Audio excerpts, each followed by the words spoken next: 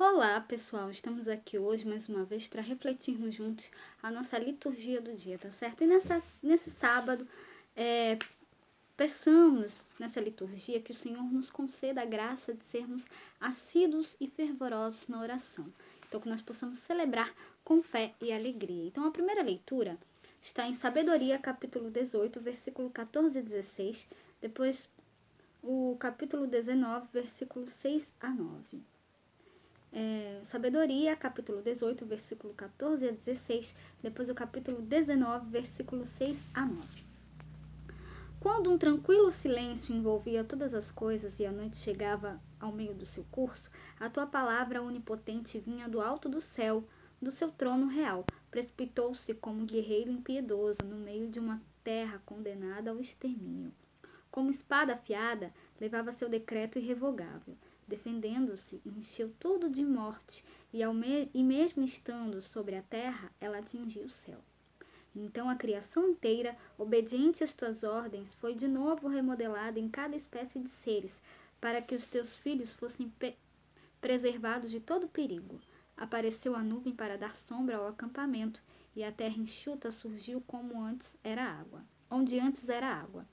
O mar vermelho tornou-se caminho desimpedido, e as ondas violentas se transformaram em campo verdejante, por onde passaram como um só povo os que eram protegidos por tua mão, contemplando coisas assombrosas, como cavalos soltos na pastagem e como cordeiros correndo aos saltos, glorificaram-se a ti, Senhor, seu libertador. Então a primeira leitura fala pra gente, do livro de Sabedoria, fala, que eles glorificavam, a Deus, Então, como cavalos soltos na pastagem, como cordeiros correndo aos saltos, glorificaram a ti, Senhor, seu libertador. Então, Deus é o nosso libertador. Então, que nós possamos sempre louvá-lo e glorificá-lo, que a gente possa sempre dar louvores e glórias a Ele, que nós possamos anunciar a boa nova do seu reino a todos. E agora falando do Evangelho, hoje ele está em Lucas capítulo 18, versículo 1 a 8. Lucas capítulo 18, versículo 1 a 8. Naquele tempo, Jesus contou aos discípulos uma parábola para mostrar-lhes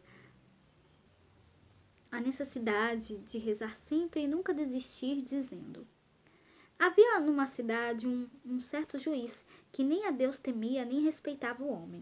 Havia também naquela mesma cidade uma certa viúva, e ia ter com ele, dizendo: faze-me justiça contra o meu adversário. E por algum tempo não quis, mas depois disse consigo: ainda que não temo a Deus, nem respeito os homens, todavia, como esta viúva me molesta, hei de fazer-lhe justiça, para que enfim não volte, e me importune muito.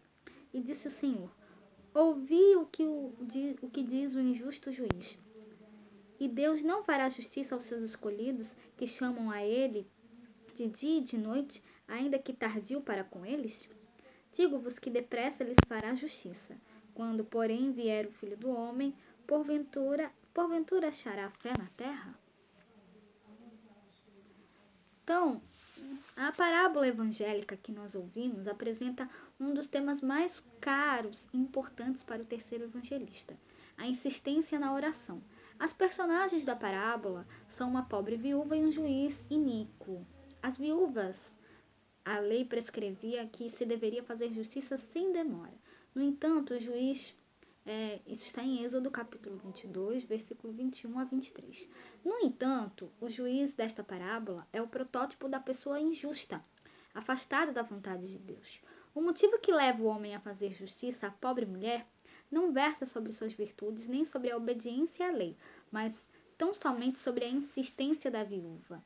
Então Jesus aplica a parábola afirmando que Deus, ao contrário do mau juiz, sempre atende seus escolhidos, seus filhos, com a condição de que gritem a Ele, rezem dia e noite. Então, Deus faz justiça e atende sem demora e bem depressa aos filhos que lhe pedem com fé. Mas será que ainda vai encontrar fé sobre a terra?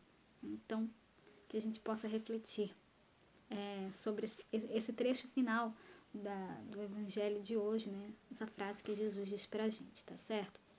Então, era isso que eu tinha pra falar pra vocês hoje. Muito obrigada a todos por curtirem, por comentarem. Aqueles que só assistem mesmo, também agradeço. Espero que vocês tenham gostado dessa reflexão de hoje. Espero encontrá-los todos aqui amanhã, domingo, se Deus quiser, para continuarmos refletindo cada vez mais as leituras da Sagrada Escritura. Então, muito obrigada a todos e até a próxima, se Deus quiser.